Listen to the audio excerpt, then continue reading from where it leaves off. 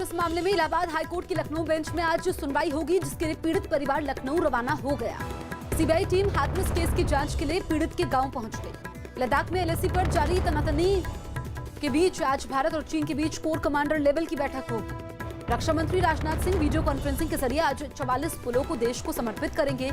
ये पुल बीआरओ ने 7 राज्य और केंद्र शासित प्रदेश में बनाए हैं। मुंबई की आर्य कॉलोनी में प्रस्तावित मेट्रो का कार शेड अब कांजूरमार्ग में बनाया जाएगा। साथ ही महाराष्ट्र सरकार ने पेड़ों की कटाई का विरोध करने वाले प्रदर्शनकारियों के खिलाफ केस वापस लेने का फैसला भी किया है। पाकिस्तान ने जम्मू कश्मीर के पुंछ में गोलाबारी की, जिसका सुरक्षा बल ने मुंहतोड़ जवाब दिया। आरजेडी नेता तेज प्रताप यादव मंगलवार को हसनपुर विधानसभा सीट में अपना नामांकन दाखिल करेंगे। दिल्ली सरकार ने रामलीला और दुर्गा पूजा के लिए पंडाल लगाने की मंजूरी दे दी है। आम आदमी पार्टी कृषि कानून के विरोध में आज जंतर मंतर पर प्रदर्शन करेगी। बीजेपी ने बिहार चुनाव के लिए 30 स्टार प्रचारकों की सूची जारी कर दी है, जिसमें पीएम मोदी और यूपी के सीएम योगी का नाम भी शामिल है। पीएम मोदी ने भारत के 8 समुद्र तटों को ब्लू फ्लैग सर्टिफिकेशन मिलने पर खुशी जाहिर की। ब्लू फ्लैग सर्टिफिकेशन मिलने का मतलब है कि इन तटों को सबसे साफ माना गया। दिल्ली सरकार ने बैटरी से चलने वाली गाड़ियों का रोड टैक्स माफ करने का फैसला लिया। कांग्रेस ने बिहार विधानसभा चुनाव के लिए 6 अलग-अलग कमेटियां बनाई हैं। लॉकडाउन के बाद आज से सुप्रीम कोर्ट में 11 बेंच सुनवाई करेगी। हालांकि अभी भी वीडियो कॉन्फ्रेंसिंग के जरिए ही सुनवाई होगी। केंद्रीय स्वास्थ्य मंत्री हर्षवर्धन ने त्योहारों के सीजन में लोगों से भीड़ वाली जगह से दूर रहने और कोरोना नियमों का पालन करने की सलाह दी। बिहार के सीएम नीतीश कुमार विधानसभा चुनाव के लिए आज वर्चुअल रैली करेंगे। यूपी सरकार ने त्योहारों के सीजन के लिए दिशा निर्देश जारी कर दिए, जबकि कंटेनमेंट जोन में त्योहारों से जुड़े आयोजन को मंजूरी नहीं मिलेगी। यूपी सरकार नवरात्र में महिला सुरक्षा पर मिशन शक्ति अभियान चलाएगी। सुशांत और दिशा मौत मामले की एक साथ जांच करवाने की मांग करने वाली याचिका पर आज सुप्रीम कोर्ट सुनवाई करेगी। आज मथुरा में आरएलडी किसानों पर एक कार्यक्रम का आयोजन करेगी, जिसका समाजवादी पार्टी ने भी समर्थन किया है। बीजेपी ने बिहार चुनाव के लिए 46 उम्मीदवारों की एक और सूची जारी कर दी। बीजेपी अध्यक्ष जेपी नड्डा ने बिहार के गया में एक जनसभा की और विपक्षियों पर हमला बोला। लीबिया में अगवा किए गए 7 भारतीयों को छोड़ दिया गया। मध्य प्रदेश के सागर में पुलिस ने आईपीएल में सट्टा लगाने के आरोप में 4 लोगों को पकड़ लिया। दिल्ली में एक बीजेपी नेता पर एक ट्रैफिक पुलिस वाले को धमकाने और बदसलूकी करने का आरोप लगा। राजस्थान के करौली में एक पुजारी को जिंदा जलाने के मामले में पुलिस ने तीसरे आरोपी को पकड़ लिया। यूपी के देवरिया में कांग्रेस कार्यकर्ताओं पर अपनी ही एक महिला नेता से बदसलूकी का आरोप लगा, जिसके बाद पार्टी ने मामले की जांच के लिए एक कमेटी बनाई है। बिहार के बक्सर में एक महिला को बंधक बनाकर गैंगरेप का आरोप लगा है। जेडीयू ने बिहार चुनाव के लिए स्टार प्रचारकों की सूची जारी कर दी। दिल्ली के पास यूपी के गौतम बुद्ध नगर में एनटीपीसी प्लांट में एक तेंदुआ दिखने से हड़कंप मचा। हैदराबाद में एक इमारत ढहने से 2 लोगों की मौत हो गई, जबकि 5 घायल हो गए। छत्तीसगढ़ के बालौदा बाजार में चोरों ने एक मकान से नकदी और जेवरात चुरा लिए। राजस्थान के चूरू में एक नाबालिग को अगवा कर रेप का मामला सामने आया, जिसके बाद पुलिस ने एक आरोपी को पकड़ लिया। मुंबई पुलिस ने कारोबारी से लूट के एक आरोपी को कर्नाटक के हुबली से गिरफ्तार कर लिया। सूरत में एक तेज रफ्तार कार की चपेट में आने से 2 लोगों की मौत हो गई। पश्चिम बंगाल के पूर्व मेदिनीपुर में एक फैक्ट्री में आग लगने से लाखों का सामान जल गया। उत्तराखंड के चमोली जिले के औली में आईटीबीपी के जवानों ने सफाई अभियान चलाया। शिवसेना सांसद अनिल देसाई ने बताया कि उनकी पार्टी बिहार विधानसभा चुनाव लगभग 50 सीटों पर अपने उम्मीदवार उतारेगी। मध्य प्रदेश के शिवपुरी में बीजेपी सांसद ज्योतिरादित्य सिंधिया ने बूथ स्तर के कार्यकर्ताओं से बातचीत की। पश्चिम बंगाल बीजेपी के नेताओं ने कोलकाता में राज्यपाल ओपी धनखड़ से मुलाकात की और पार्टी पार्षद मनीष शुक्ला की हत्या के मामले की सीबीआई जांच की मांग की।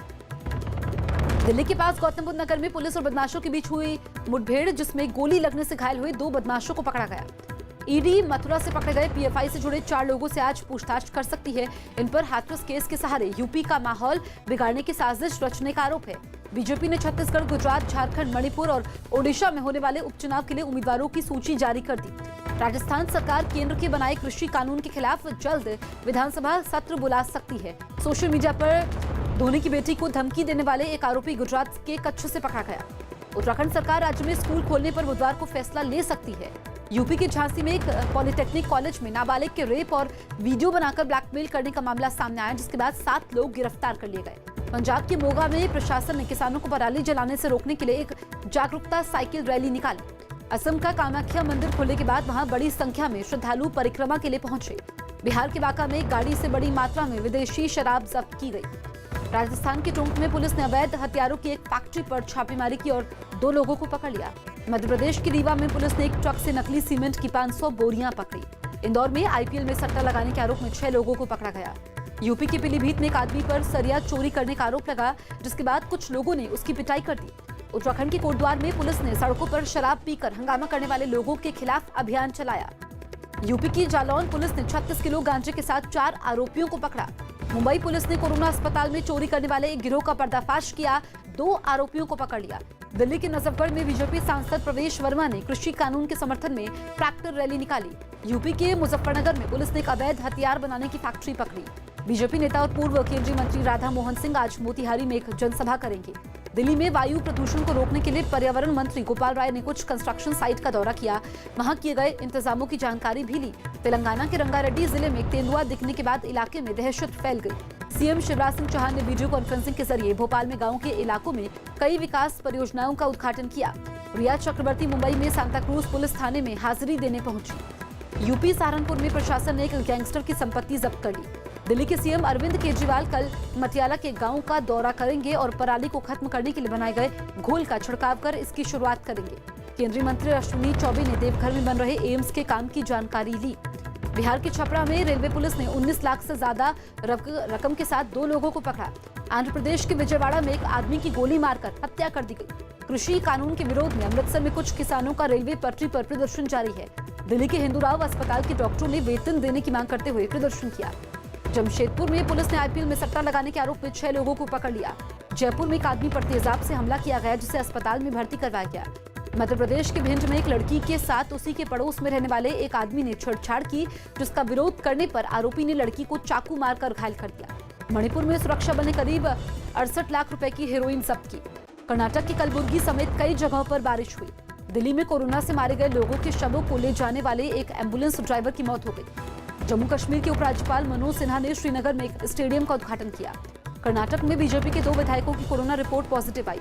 मौसम विभाग ने तेलंगाना में अगले 2 दिनों में भारी बारिश का अलर्ट जारी किया, जिसके बाद सीएम केसी राव ने सरकारी विभागों को अलर्ट रहने का निर्देश दिया है। कोरोना की वजह से कर्नाटक में मूर्तियों की बिक्री 50% तक घटने का दावा किया गया। यूपी के गोंडा में एक पुजारी पर हमला किया गया। ग्वालियर में कंप्यूटर बाबा ने शिवराज सरकार के खिलाफ एक रैली निकाली। केरल में कई जगहों पर तेज बारिश हुई, जिससे कुछ इलाकों में पानी भर गया। हरियाणा के रोहतक में पूर्व हॉकी खिलाड़ी अजीत नांदल ने गरीब परिवार की 22 लड़कियों को गोद लिया, जिनकी पढ़ाई और ट्रेनिंग का खर्चा वो उठाएंगे। अमृतसर में कुछ किसानों ने अपने खेतों में पराली जलाई। जम्मू कश्मीर के श्रीनगर में एक साइकिल रैली का आयोजन किया गया, जिसमें बड़ी संख्या में लोगों ने हिस्सा लिया। दिल्ली के पास यूपी के गाजियाबाद में एक फैक्ट्री में लगी आग पर दमकल की 8 गाड़ियों ने किसी तरह काबू पाया। अमेरिकी राष्ट्रपति ने कोरोना से पूरी तरह ठीक होने की जानकारी दी। पेरिस में कई लोगों ने एक पुलिस स्टेशन पर किया हमला और गाड़ियों में भी तोड़फोड़ की। पाकिस्तान के कराची में बाइक सवार बदमाशों ने एक मौलाना की गोली मारकर हत्या कर दी। यूरोप के देश बेलारूस में लोगों ने सरकार के खिलाफ प्रदर्शन किया, जिन्हें सुरक्षा बल के जवानों ने खदेड़ दिया। बिलावल भुट्टो ने फिर इमरान खान पर फौज के जरिए सत्ता में आने का आरोप लगाया। थाईलैंड की राजधानी बैंकॉक में एक ट्रेन और बस की टक्कर हुई, जिसमें 18 लोगों की मौत हो गई। राफेल नडाल ने फ्रेंच ओपन के फाइनल में नोवाक जोकोविच को हराकर खिताब जीत लिया। आईपीएल में राजस्थान रॉयल्स ने हैदराबाद को 5 विकेट से हरा दिया। आईपीएल के एक और मुकाबले में मुंबई इंडियंस ने दिल्ली कैपिटल्स को हरा दिया। आज आईपीएल में आरसीबी और कोलकाता नाइट राइडर्स के बीच मुकाबला होगा। अगरतला में खुद को फिट रखने का संदेश देने के लिए एक साइकिल रैली निकाली गई। बीसीसीआई ने महिला आईपीएल की तीनों टीमों का ऐलान कर दिया, जिसकी कमान मिताली राज, स्मृति मंधाना और हरमनप्रीत कौर संभालेंगी। इसका आयोजन 4 नवंबर से 9 नवंबर तक यूएई में होगा।